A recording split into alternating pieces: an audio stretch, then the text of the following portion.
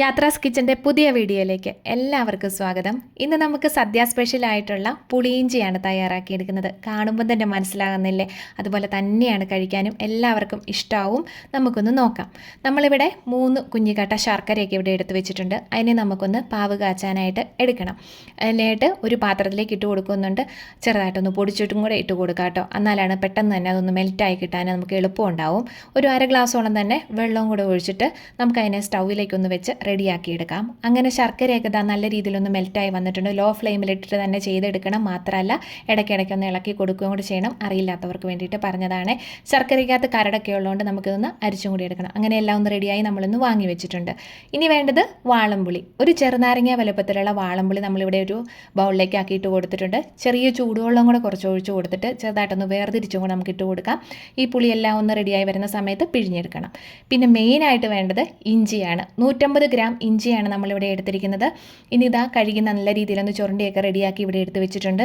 ഒന്ന് കൊത്തിയരിഞ്ഞ് പൊടിയായിട്ട് കൊത്തിയരിഞ്ഞ് വേണം നമുക്കിവിടെ ഒന്ന് റെഡിയാക്കി എടുക്കാനായിട്ട്. കൈകൊണ്ട് തന്നെ നമ്മളത് ചെയ്തെടുക്കുകയാണെങ്കിൽ ഏറ്റവും നല്ലതായിരിക്കും. ഗ്രേറ്റ് ചെയ്തെടുത്താൽ അത്രത്തോളം തന്നെ ശരിയായി വരണം എന്നില്ല. ഇനി നമുക്ക് ചട്ടിയിലേക്കാണ് കറി തയ്യാറാക്കുന്നത്. അതിനായിട്ട് ചട്ടി ചൂടായി വന്നതിന് ശേഷം വെളിച്ചെണ്ണ ഒഴിച്ചു കൊടുക്കുന്നുണ്ട്. സാധാരണ കറികൾ തയ്യാറാക്കുന്നതിനേക്കാളും എണ്ണ കുറച്ചുകൂടി കൂടുതൽ വേണം ഇത് റെഡിയാക്കി എടുക്കാനായിട്ട്. എണ്ണയൊക്കെ ഒന്ന് ചൂടായി വന്നതിന് ശേഷം കടുകിട്ട് പൊട്ടിച്ചെടുക്കുന്നുണ്ട്. വറ്റൽമുളക് ഒരു 4 വറ്റൽമുളകാണ് എടുത്തിരിക്കുന്നത്. ഒന്ന് ചെറുതായിട്ട് ഞുറുക്കിയിട്ട് കൊടുക്കുന്നുണ്ട്. ഫ്രഷ് കറിവേപ്പില എടുത്തിട്ടുണ്ട്. അതായിരിക്കും ഏറ്റവും നല്ലത് വാടിയതിനേക്കാളും ഒക്കെ. ഇങ്ങനെയുള്ള കറികളൊക്കെ ഉണ്ടാക്കുമ്പോഴേ കറിവേപ്പില നമ്മളത് ഇട്ട് കൊടുത്ത് അതെല്ലാം കൂടെ ഒന്ന് മൂത്ത് വന്നതിന് ശേഷം അരിഞ്ഞു വെച്ചിരിക്കുന്ന ഇഞ്ചി എല്ലാം കൂടെ അതിലേക്ക് നമുക്ക് ചേർത്ത് കൊടുക്കാം. ഇഞ്ചിയും അതുപോലെ ഇതെല്ലാം കൂടെ ഒന്ന് റെഡിയായി വരണം നല്ല രീതിയിൽ. അതുകൊണ്ടാണ് എണ്ണ നമ്മൾ ഇച്ചിരി കൂടുതലായിട്ട് ഒഴിച്ചു കൊടുത്തിരിക്കുന്നത് കേട്ടോ. പിന്നെ വേണ്ടത് പച്ചമുളകാണ്. പച്ചമുളക് ഒരു 6-7 എണ്ണം തന്നെ എടുത്തിട്ടുണ്ട്. അതും നല്ല കുനുകുനാന്ന് അരിഞ്ഞെടുത്തിരിക്കുന്നതാണ്.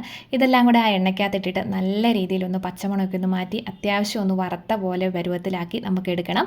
ലോ ടു മീഡിയം ഫ്ലെയിമിലിട്ടിട്ട് വേണം ചെയ്തെടുക്കാനായിട്ട്. ഹൈ ഫ്ലെയിമിലിട്ട് ചെയ്തിട്ടുണ്ടെങ്കിൽ ഇഞ്ചിയുടെ പുറം മാത്രമേ നല്ല രീതിയിലായി വരുള്ളൂ. ഉള്ളുഭാഗം നന്നായിട്ട് വരണം എന്നില്ല.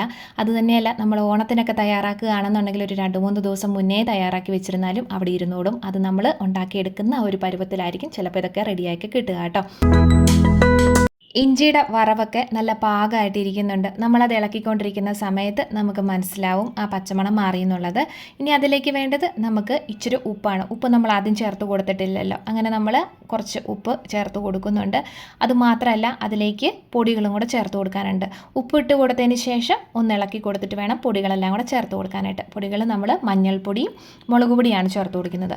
മഞ്ഞൾപ്പൊടി 1/2 ടീസ്പൂൺ ചേർത്ത് കൊടുക്കുന്നുണ്ട്. മുളക് പൊടി ഞാനിവിടെ കാശ്മീരി മുളക് പൊടിയാണ് എടുത്തിരിക്കുന്നത്. അപ്പോൾ ഒരുപാട് എരിവിൻ്റെ ആവശ്യം തോന്നുന്നില്ല. വേറൊന്നും കൊണ്ടല്ല, പച്ചമുളകും ഇഞ്ചിയൊക്കെ ആയതുകൊണ്ട് തന്നെ അത്യാവശ്യം എരിവുണ്ട്. അപ്പോൾ ശർക്കരപ്പാനി ചേർത്തെന്ന് പറഞ്ഞാലും അതിൻ്റെ അകത്ത് ആവശ്യത്തിന് എരിവ് വരും. അപ്പോൾ അത് നോക്കിയിട്ട് ഒന്ന് ചെയ്തെടുത്തിരുന്നാൽ മാത്രം മതിയാവും. അങ്ങനെ പൊടികളെല്ലാം കൂടി ഇട്ട് കൊടുത്തിട്ട് നന്നായിട്ടൊന്ന് മൂപ്പിച്ചെടുക്കണം. കരിഞ്ഞു പോകാതെ തന്നെ പൊടികൾ നല്ല രീതിയിൽ മൂത്ത് നല്ല കളറോട് കൂടി വന്നാലാണ് കറിക്കും ആ ഒരു കളർ നല്ല പാകമായിട്ട് നമുക്ക് കിട്ടുന്നത്. അങ്ങനെ പൊടികളൊക്കെ നല്ല രീതിയിലായി വന്നിട്ടുണ്ട്. അതിലേക്ക് നമ്മൾ പിഴിഞ്ഞെടുത്തിരിക്കുന്ന പുളിവെള്ളം ചേർത്ത് കൊടുക്കാവുന്നതാണ് കേട്ടോ.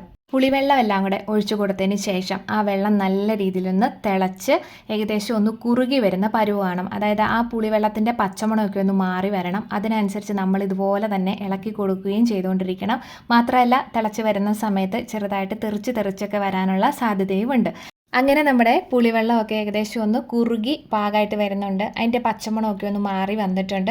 ഈ ഒരു സമയത്ത് നമുക്കിതിലേക്ക് ശർക്കര പാനി ചേർത്ത് കൊടുക്കണം. നമ്മളിവിടെ പാനിയാക്കി എടുത്തുന്ന അത്യാവശ്യം തിക്കുള്ള പാനി, എന്നാൽ ഒരുപാട് തിക്കില്ല താനും. ആ ഒരു രീതിയിൽ വേണം എടുക്കാനായിട്ട്. അങ്ങനെ നമ്മൾ അതും കൂടെ ഒഴിച്ചു കൊടുത്തിട്ട് ഇനി നന്നായിട്ടൊന്ന് ഇളക്കി എല്ലാം കൂടെ യോജിപ്പിച്ച് കൊടുക്കണേ.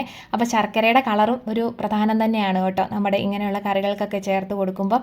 ഇപ്പോൾ ഇതാ കളറൊക്കെ ഒന്ന് മാറി നല്ല രീതിയിൽ വരുന്ന കണ്ടോ. ഇനി ഈ ശർക്കരയൊക്കെ അത്യാവശ്യം ഒന്ന് വറ്റിച്ചെടുക്കണം. ഒത്തിരി അങ്ങ് കുറുക്കി അങ്ങ് എടുക്കരുത്. എന്നാലും അത്യാവശ്യം ഒന്ന് വറ്റിച്ച് നല്ല പാകത്തിന് വരണം. അതുവരെ നമ്മൾ ഇതുപോലെ ഒന്ന് ഇളക്കി കൊടുത്തുകൊണ്ടിരിക്കണം.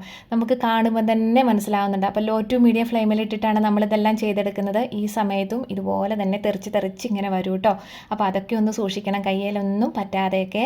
അങ്ങനെ നമ്മുടെ ശർക്കര ഏകദേശം ഒന്ന് കുറുകി വറ്റിക്കൊണ്ടിരിക്കുന്ന സമയത്ത് നമുക്കിതിലേക്ക് കുറച്ച് കായപ്പൊടിയും കുറച്ച് ഉലുവ വറുത്ത് പൊടിച്ചതും കൂടെ നമ്മളിതിലേക്ക് ചേർത്ത് കൊടുക്കുന്നുണ്ട്. കായപ്പൊടി ഒരു 1/4 ടീസ്പൂൺ മിച്ചം ചേർത്ത് കൊടുക്കുന്നുണ്ട്. ഉലുവാപ്പൊടിയും നമ്മളൊരു 1/2 ടീസ്പൂൺ മിച്ചത്തോളം തന്നെ ചേർത്ത് കൊടുക്കുന്നുണ്ട്. അപ്പോൾ ഈ പൊടികൾ അത്രയും ഇട്ട് കൊടുത്തിട്ട് 2-3 മിനിറ്റും കൂടി ഇതുപോലെ തന്നെ നന്നായിട്ടൊന്ന് ഇളക്കി കൊടുക്കണം. അതിൻ്റെ സത്തൊന്നൊക്കെ ഒന്ന് ഇറങ്ങാൻ വേണ്ടിയിട്ട് പാകത്തിനായിട്ട്. അപ്പോൾ ഒരുപാടങ്ങ് കുറുക്കി വറ്റിക്കരുത്, കാരണം തണുത്തതിന് ശേഷം വല്ലാണ്ടങ്ങ് തിക്കായിട്ട് പോകും. അപ്പോൾ നമുക്ക് ഇലയിലൊക്കെ ഒഴിച്ച് കഴിയുമ്പം ഒഴുകി പോകരുത്. നമുക്ക് തൊട്ട് കൂട്ടാൻ പരുവത്തിനായിട്ട് ആ ഒരു അത്യാവശ്യം തിക്കായിട്ട് തന്നെ ഇരിക്കത്തക്ക വിധത്തിൽ വേണം റെഡിയാക്കി എടുക്കാനായിട്ട്. ഈ ഒരു പരുവത്തിലാണ് നമ്മൾ തയ്യാറാക്കിയെടുത്തിരിക്കുന്നത്. തണുത്തതിന് ശേഷം കുറച്ചും കൂടെ കുറുകും കേട്ടോ. എന്തായാലും വൈകണ്ട, വേഗം തന്നെ വാങ്ങി വെച്ചിട്ടുണ്ട്. വാങ്ങി വെച്ചതിന് ശേഷവും 1-2 മിനിറ്റ് കൂടെ ഇളക്കി കൊടുക്കാനായിട്ട് മറക്കരുത്. അതിൻ്റെ തിളയൊന്ന് ചെറുതായിട്ടൊന്ന് നിന്നോട്ടെ അതുവരെ. എന്നാൽ പിന്നെ ഈ പ്രാവശ്യത്തെ ഓണത്തിന് തീർച്ചയായിട്ടും ഒന്നുണ്ടാക്കി നോക്കിയിട്ട് അഭിപ്രായം കമൻറ്റിലൂടെ അറിയിക്കുമെന്ന് പ്രതീക്ഷിക്കുന്നു. വീണ്ടും കാണും വരെ ടാറ്റാ.